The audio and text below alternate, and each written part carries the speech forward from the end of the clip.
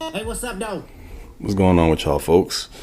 Y'all know what it is with me. If that light's on, then flight is definitely on. And welcome back. Hopefully everyone enjoyed their Thanksgiving holiday. I got to go back home to Louisiana and kick it with the family. So of course that's always a good time. And y'all know your boy did the 10-day green smoothie cleanse leading up to Turkey Day. So I didn't exactly grub how I wanted to per se on Thursday.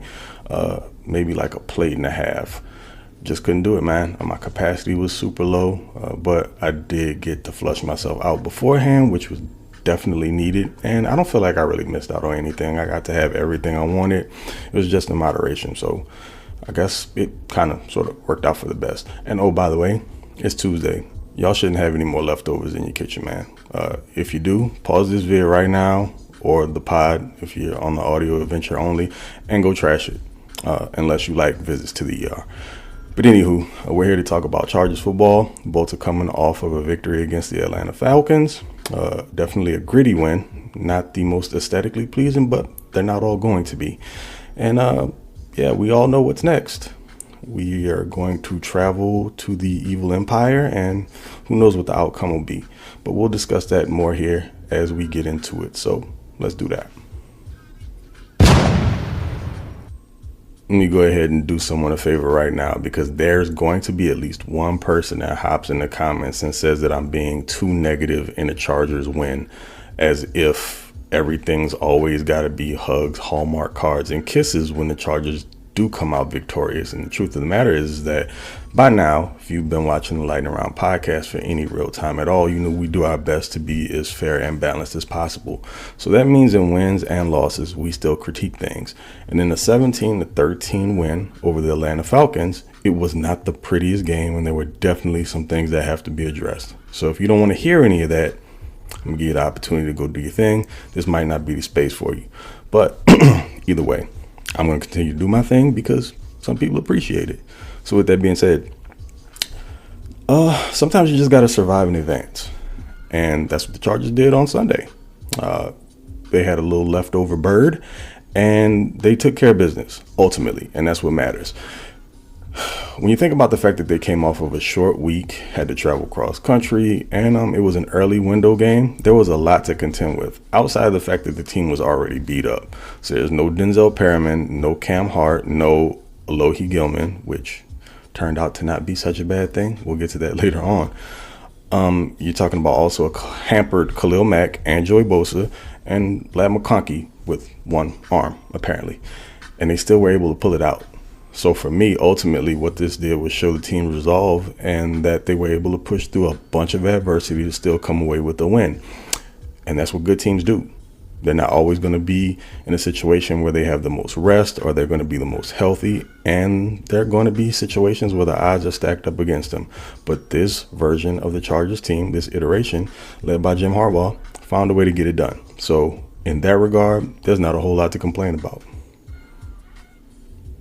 Now, in a relatively low-scoring outing for both teams, the Chargers had to get their 17 the hard way. And man, oh man, is it difficult for this team to put points up on the board. I mean, overall, they only had 187 yards of total offense on just 46 snaps and 0 touchdowns. Now, that's with the team being +3 in a turnover battle with 4 interceptions overall. They still couldn't really create any separation between themselves and the Falcons, and it's because the offense is struggling at this point. And I get it. It's super impressive that 10 has 10 straight games without a pick, but it's kind of necessary. There's very little margin for error.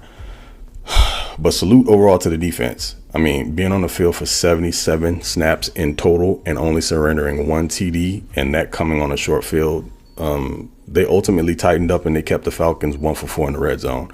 Then you have to give props to Cameron Dicker as well, because really and truly, I don't believe the dude's getting the props he deserves. This past week, he was the scoring offense. And if you don't get those attempts successfully in, the Chargers are looking at probably a very different outcome. I mean, the defense did all that they could, including putting 7 points up on the board with the pick six. But man, oh man, we're getting to a point now where we have to ask some very serious questions. And to be completely honest with you, we've probably been there, but they've been able to kind of sidestep them with the wins. But when you look at games like last week or week prior against the Ravens, when they were struggling to score as well, there's just not a lot of options on the field offensively. It's basically Ladd McConkey or nothing else. And that's super discouraging because I really expected Josh Palmer to have a much bigger year. Quentin Johnston has been up and down, and here recently he's catching a whole lot of flack again, and it's deserved, man. I mean, again, we always say it. I know folks like to say that we hate QJ over here. We don't. We just call it how we see it. We saw his issues in college, and they've translated over to the NFL. He got off to a much better start this year, but some of that stuff's starting to rear its ugly head. It definitely did against Baltimore, and on Sunday he was just kind of sort of non-existent, even though I figured they were going to pepper him early on to try to get his confidence going. It just never really materialized. But overall, man, again, I'm thankful they were able to pull it off, but they can't consistently win games this way, and they can't expect their defense to step up and perform to this manner, especially when we're talking about the better offenses in the league. There's only so much your defense can do, and even though they're still number one in scoring defense, they're going to run into a couple buzzsaws, specifically if we're talking about in the playoffs. So I'm not sure how much can be done at this point when you're looking at some of the injuries like the J.K. Dobbins. Greg Roman's going to have to get a little bit more creative in his offensive play calling. But what they can't do is ask Justin Herbert to drop back 30-plus times. That was never supposed to really be the game plan. But it seems like they're getting away from things, and I'm kind of concerned about it. Being that we broached the QJ Ladd McConkey conversation already, let's dig a little bit more into that because they have this weird Freaky Friday thing going on. Pause that if necessary. But man, listen, Quentin Johnston is almost 6'3", over 200 pounds, and doesn't really play to what you would consider an athlete with that type of size too. He is kind of a gangly dude, not really muscular, but he is very, very athletic. The problem is in the NFL, you're not going to be able to out-athlete everyone. More often than not, you're going to be up against a guy who's as much of an athlete as you are, or maybe even supersedes or surpasses you in that way. So technique means a lot. And the fact that he's just not very good in contested catch situations really hurts his game overall and hurts the offense in general. You can go back and watch as much TCU tape as you want. You'll probably be able to find maybe like a handful of plays where he gets up and gets after the ball. And even then, his hands are really close to his body. And in the NFL, it's just not going to fly. Defensive backs are way too good. It's frustrating to watch a guy who's almost 6'3" have passes broken up by 5'11" corners, 5'10" corners.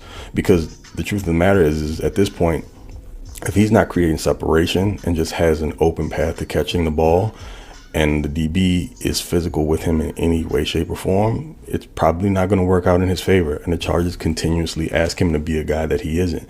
Now, again, I'm not taking any of the blame off of him because he needs to get better there, but there is some fault on the offense for putting him in a position to try to make plays that he's not accustomed to making. I get that they want him to grow up and develop as a player, but for right now, you got to use the guy on what he's good at. Short area stuff, get him the ball in open space and allow him to go to work after the catch. This downfield stuff, he's not getting enough separation from these defensive backs to be really effective in that way. I mean, you got to have the threat of it. I get it. He's just not the dude to do it. There's this guy that I thought was on the team named DJ Chark, but apparently he was a figment of my imagination that they just won't play. And Harbaugh came out and said the best players will play, so I take that to mean that Chark maybe just isn't showing up in practice. That's all we got. And then on the other hand, you got Ladd McConkey, who's out there doing all he can. And, I mean, y'all know what I say about Ladd. He looks like a Starbucks barista. I mean, 6 foot, 180 pounds, but with the heart of a lion, man. He's out there playing hampered. And he's the number one threat offensively in the passing game. But you can't ask him to perform to that level every single week. I mean, the dude's just not built for it, not from a want to or desire standpoint. You see him putting in that work on the field. You see the production. It's just that his body isn't meant to take that type of pounding. Pause again. You see him catching balls and getting down on the turf almost immediately because he's looking to avoid contact. He's got a bad shoulder. Apparently something's going on with his knee. But it's just frustrating to watch him out there battling, being tough and physical, and then having Quentin be the opposite. I'm really not certain what they're going to be able to do to change that. I mean, I'm not saying they need to change roles, but whatever's on Ladd hopefully rubs off on QJ at some point, maybe. But Q's got to be better, and hopefully Ladd can stay upright for the balance of the season, because this team absolutely needs him. There are really no other options. Though they're labeled secondary on the field, this past week they were first in my heart. And let's start with Tony Jefferson, because dude was a menace, specifically in that first half. He was chomping at the bit. I feel like he channeled his inner Alvin Mack and was just out there destroying cats, specifically in the run game. And hey, kids, if you haven't noticed, I don't know if you've been around long enough, but I make a bunch of 90s movie references. Alvin Mack was a character from the movie The Program, and if you love football, you should check it out. Now, forewarning, as far as the acting performances, not the best, but the 90s was notorious for that. They had a bunch of classic films that made sense at the time as far as like the performances went, but if you look at it now, they kind of come off as cheesy, but again, it worked at the time. So just do yourself a favor and go check it out. But anyway, dude had 8 total tackles, and like I said before, was all over the field in the first half. He was out there in place of Alohi Gilman, which made you not really miss Alohi that much. And no disrespect to Mr. Gilman, but he wasn't exactly having a great season to this point, and now he's on IR. So my advice, Alohi, get well, man. Take your time. No rush. I think TJ can man the position just fine. If he can keep up his level of performance from last week, I think we'll be okay. And we're talking about a 32-year-old, but he looked anything but on Sunday. And then you got Marcus May, man, who signed to the team on Wednesday. I still remember I was out getting dinner.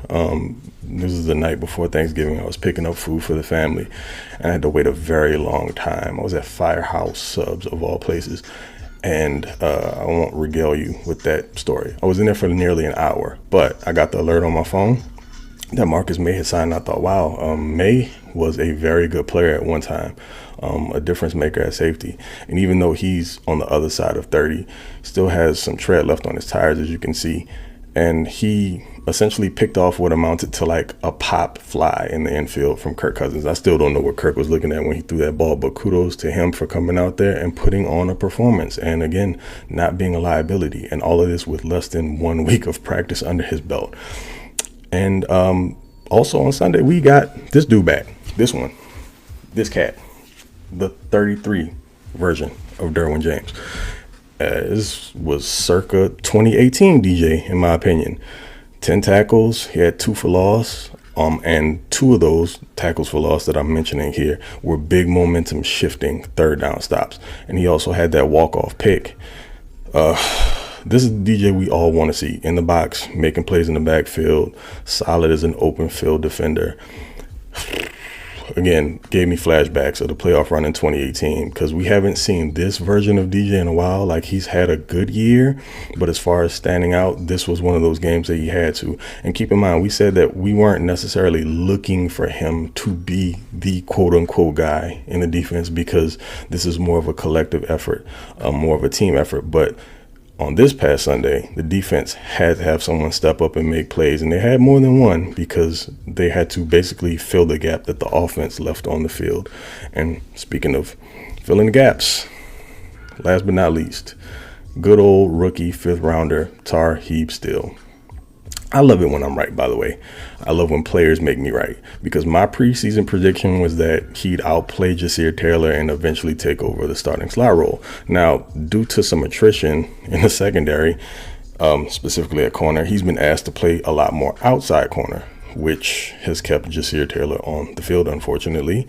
But what he's been able to do is prove that he isn't just limited to being a slot guy. Now we're talking about a potential chess piece, or at worst, a high-level flex DB. And, I mean, again, 2 interceptions that he played beautifully in zone coverage. We're talking about, oh, by the way, Kirk Cousins should just stop trying to throw balls to the numbers and outside towards the sideline. He's got nothing on those passes. Tarheeb could have tied both of his cleats, stood up, and still been able to pick those balls off. But thank you anyway, Kirk. 'Tis the season, and you were definitely giving. But anyway, overall, secondary did a bang-up job on Sunday, and again, they had to. Okay, round 2, Sunday Night Football. You got Harbaugh Magic versus the Evil Empire, aka the Dark Side. I didn't expect this to be an easy matchup. I mean, who would? It's the Chiefs.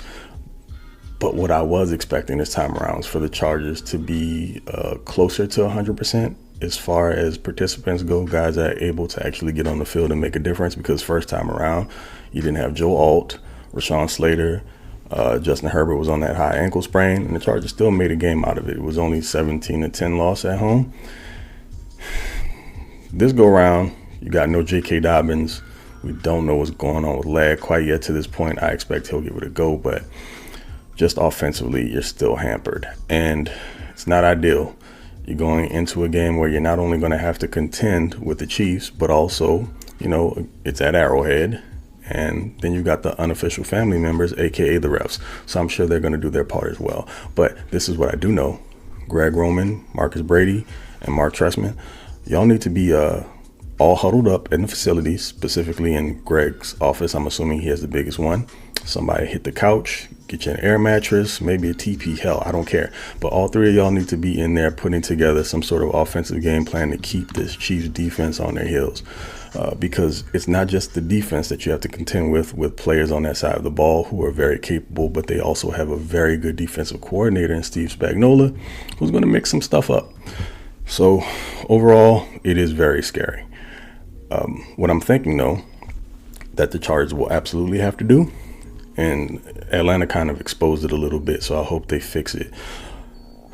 There were still some spacing issues, so that can't be a thing this week.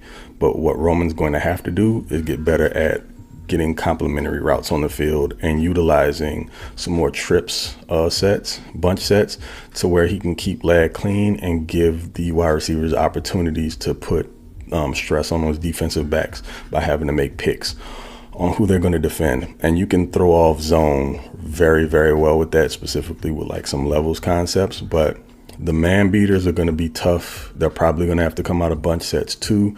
The thing about it is, again, the Chiefs have at least a couple defensive backs that can run step for step with some of these Chargers wide receivers, because they are not the most fleet of foot. You got to get creative in the passing game. You cannot ask Justin Herbert to take 5 to 7 step drops consistently throughout this game, because Chris Jones is going to do his thing against the interior of our offensive line, which we all know is not up to snuff. And I don't want my quarterback taking massive hits again this week. I mean, look what they did to the Falcons. And the Chargers still have this thing right now where when they go against teams that have like standout weaknesses, they aren't able to take advantage of them. I mean, look at the Falcons. They had 5 sacks in last week's game. Their season total before that was 10. So they got half of that in one outing against the Chargers. So it's not super encouraging. But overall, my thoughts. Do I think the Chargers can pull this off? Well, they have consistently played the Chiefs tough. Really and truly, most teams have played the Chiefs tough this year, and it's come down to some questionable calls. And again, the refs getting involved, and I don't know. I'm not doing that. Y'all saw what happened on Friday in that game. That's ridiculous. We need not go down that road again, but hopefully the Chargers don't have to experience any of that, but they have to be prepared for it. Ideally, in my mind, and I don't know how possible this is, the Chargers need to be in the fourth quarter with at least a 9 and 10 point lead. Now, that's easier said than done, but I feel like as long as they don't shoot themselves in the foot and they can get it to 2 scores, and I'm not talking 14 points, I'm just meaning like 9 or 10, they can set themselves up to win the ball game late and maybe lean on the Chiefs in the running game to close it out the way that they would like to. Is it possible? Yes. Is it realistic? I'm not going to say it's outside of the realm. It could absolutely happen, but they're going to have to play a near pristine brand of football. But this Chiefs team can definitely be had. And if the Chargers are playing their A game, then they can make it happen. For all the teams that fell short, I feel like the Chargers have an opportunity to cash it in and really put this Chiefs squad on notice. And I mean, it's hard to call an 11-1 team fraudulent. Before an 11-1 team, they're the most fraudulent I've ever seen with that record. So interesting how that works out. But anyway, folks, that's it for me. All the rambling. I'm not picking a score this week because I don't want to jinx anything. Like I told you before, I'm not superstitious, just sort of stitious. So that being said, I'm gonna let it be what it's gonna be. I do feel like the Chargers have a good opportunity here. I think Jesse Minter is going to make a phenomenal defensive game plan, and the pass rush has to come to play. Hopefully Khalil Mack's feeling a little bit better, and Joey Bosa is as recovered as he can be. Dude doesn't have a whole lot of juice right now, but maybe the adrenaline helps push him over the top. And overall, everyone's going to have to step up. You can't have a repeat performance of last week. You can't expect the defense to go out there and shoulder the entirety of the effort. They're all going to have to come up and make plays in all three phases of the game if you want to beat this Chiefs team in Arrowhead. So enough of my rambling. Y'all know who it is. I appreciate you, Mr. TOP_FLYT3. If you want to follow me over on Twitter and check out the shows throughout the rest of the week, Score More, and the walkthrough. And we will see you guys later on, post-game, collectively, all three of us, for After Hours. So until then, y'all take it easy, and I am gone.